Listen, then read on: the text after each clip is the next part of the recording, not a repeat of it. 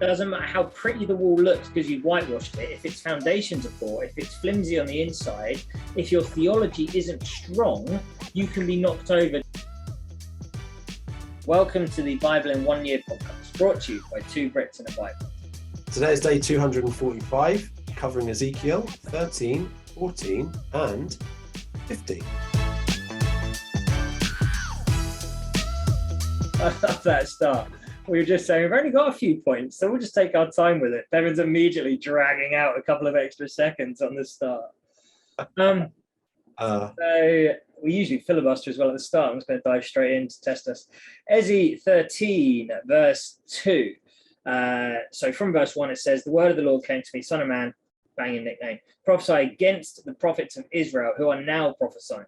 Say to those who prophesy out of their own imagination, hear the word of the Lord. This is what the sovereign Lord says. Woe to the foolish prophets who follow their own spirit and have seen nothing."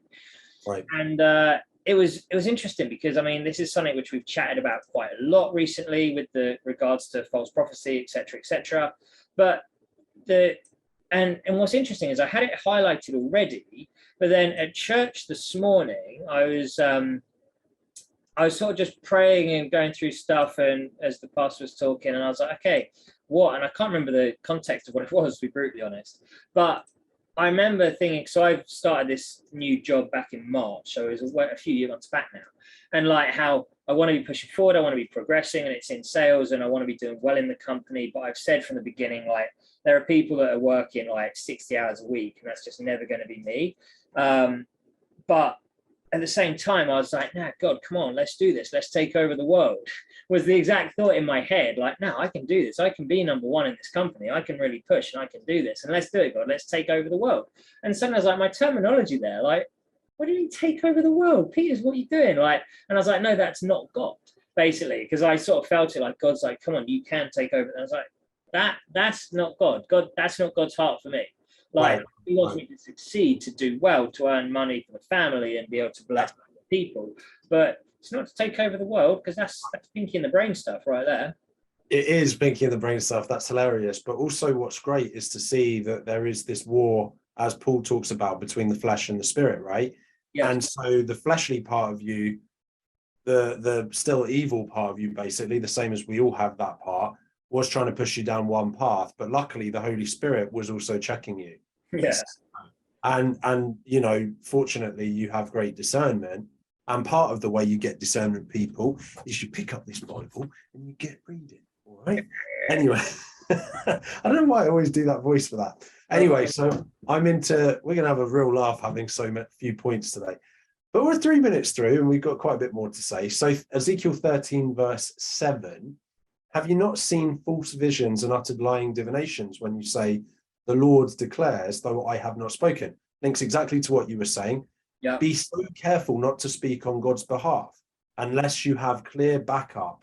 And the best backup would be the fact that it's biblical, right? We talked about that before. Like, if it ain't in the Bible, or if it goes against the Bible, more importantly, then it ain't God, basically. Yeah.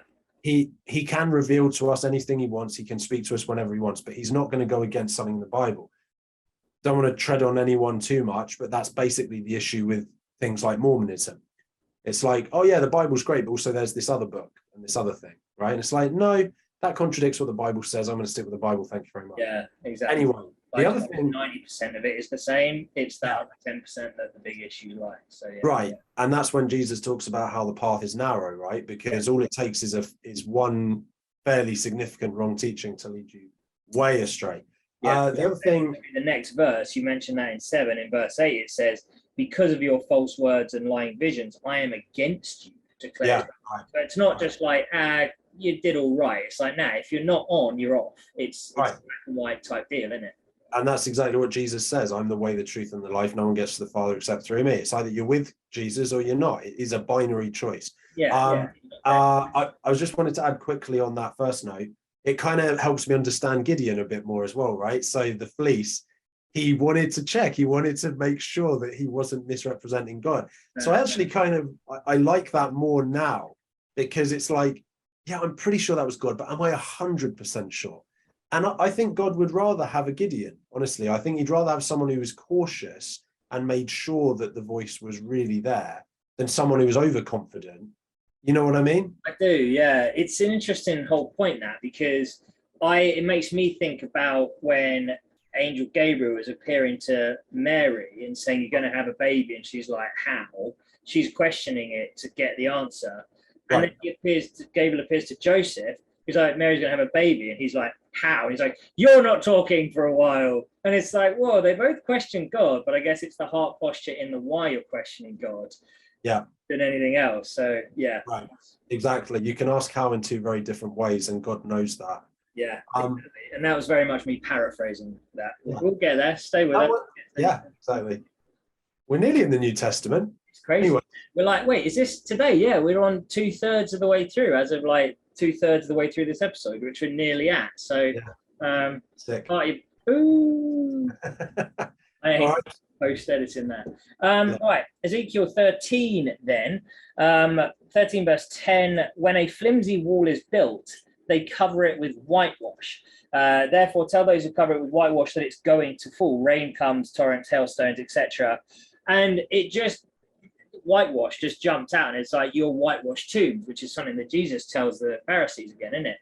Yes. And it's just such it doesn't matter how pretty the wall looks because you've whitewashed it. If its foundations are poor, if it's flimsy on the inside, if your theology isn't strong, you can be knocked over. It doesn't matter what your outside looks like. And I'm going to mention something similar about roots in a couple of days' time.